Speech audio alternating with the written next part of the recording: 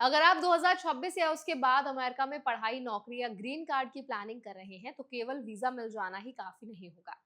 इस साल US immigration system में ऐसे 4 बड़े बदलाव किए गए हैं जो आपकी study timeline, job planning, green card process और H1B स्पॉन्सरशिप तक को इम्पैक्ट कर सकते हैं। इसीलिए इस वीडियो में आसान भाषा में समझेंगे कि नए रूल्स क्या कहते हैं, ये बदलाव भारतीयों के लिए क्यों इम्पोर्टेंट हैं और इन परिस्थितियों में आपको किन बातों का विशेष ध्यान रखना है। तो चलिए फिर जल्दी से वीडियो शुरू करते हैं। हाय, मेरा नाम है वर्षा दुबे और आप मुझे देख रहे हैं एनबीटी टेक एड पर। सबसे पहला और सबसे बड़ा बदलाव स्टूडेंट वीजा रूल से जुड़ा है। डिपार्टमेंट ऑफ होमलैंड सिक्योरिटी ने पुराने ड्यूरेशन ऑफ स्टेटस सिस्टम की जगह फिक्स्ड एडमिशन पीरियड लागू कर दिया है।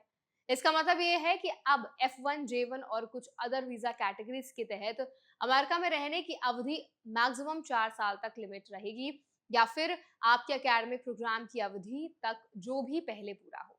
नए नियम 15 सितंबर 2026 से लागू होना तय है। अगर किसी स्टूडेंट का कोर्स 4 साल से ज्यादा चलता है, जैसे कई पीएचडी या रिसर्च प्रोग्राम्स, तो उसे समय रहते यूएससीआईएस से एक्सटेंशन के लिए आवेदन करना होगा। साथ ही एक और इम्पोर्टेंट बदलाव यह है कि कोर्स पूरा होने के बाद मिलने वाला ग्रेस पीरियड अब 60 दिन से घटाकर 30 दिन कर दिया गया है। इसलिए ग्रेजुएशन के बाद जॉब सर्च या अगली वीजा प्लानिंग पहले से कई अधिक समयबद्ध तरीके से करनी होगी। दूसरा बदलाव ग्रीन कार्ड एप्लीकेशन से जुड़ा है। अमेरिकी सरकार फिर से पब्लिक चार्ज पॉलिसी को लागू करने की दिशा में एक कदम बढ़ा रही है। इसका मतलब ये नहीं है कि किसी एक सरकारी बेनिफिट का इस्तेमाल करने से ग्रीन कार्ड अपने आप रुक जाएगा, बल्कि इमिग्रेशन ऑफिसर हर एप्लीकेशन को अलग-अलग परिस्थितियों के आधार पर देखेगा। इसमें आपकी आर्थिक स्थिति, आय, भविष्य में खुद को आर्थिक रूप से संभालने की क्षमता और अदर पर्सनल पहलुओं को ध्यान में रखा जाएगा।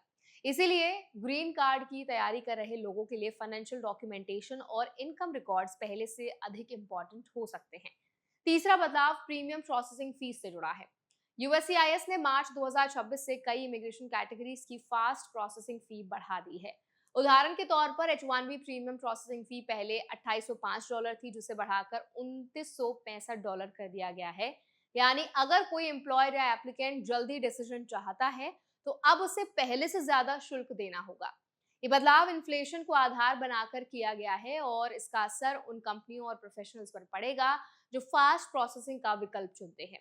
अब बात चौथे बदलाव की। अमेरिकी प्रशासन ने H1B वेज लेवल्स में लगभग 30% तक बढ़ोतरी का प्रस्ताव रखा है। अगर ये प्रस्ताव पूरी तरह लागू होता है, तो H1B स्पॉन्सरशिप देने वाली कंपनियों को पहले से ज्यादा वेतन देना पड़ सकता है।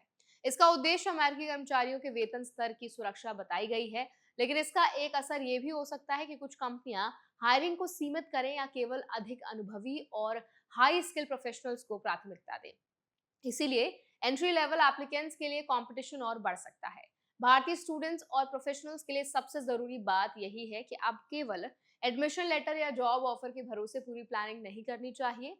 अगर आप स्टूडेंट हैं, तो अपने कोर्स की अवधि, एक्सटेंशन की जरूरत और ग्रेजुएशन के बाद की स्ट्रैटेजी पहले से तय करें।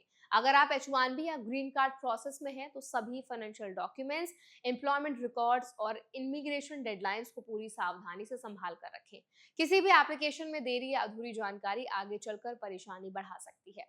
तो कुल मिलाकर 2026 के बदलाव अमेरिका का इमिग्रेशन सिस्टम पहले से ज्यादा स्ट्रक्चर्ड और स्ट्रिक्ट बनाते हैं, लेकिन अच्छी बात यह है कि भारतीयों के लिए पढ़ाई, नौकरी और ग्रीन कार्ड के रास्ते बंद नहीं हुए हैं।